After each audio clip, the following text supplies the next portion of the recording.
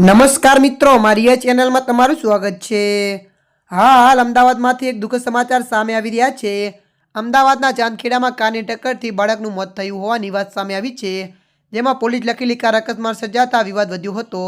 તો જે વ્યક્તિ કાર ચલાવતો હતો તે પોલીસમાં નહીં હોવાનું સામે આવ્યું છે, પરંતુ તેના પરિવારમાંથી કોઈ સભ્ય પોલીસમાં હોવાની વાત સામે આવી છે। સમગ્ર ઘટનામાં પોલીસે કાર ચાલકની અટકાયત કરી છે। અમદાવાદના ચાંદખેડામાં પોલીસ લખેલી કાર અકસ્માત સર્જાયો હોવાની વાત સામે આવી છે। ચાંદખેડા વિસ્તારમાં બાળક રમી રહ્યું હતું, તે દરમિયાન કાર ચાલકની બેદરકારીના કારણે બાળકનો જીવ ગયો છે। ઘટનાની જાણ થતાની સાથે જ લોકોએ કાર ચાલકને ઝડપ્યો હતો અને મેથી પાક ચખાડ્યો હતો। પહેલા કાર ચાલક રટણ કરતો હતો કે તે પોલીસમાં છે, પછી જાણ થઈ કે તેના પરિવારના કોઈ સભ્ય પોલીસમાં છે।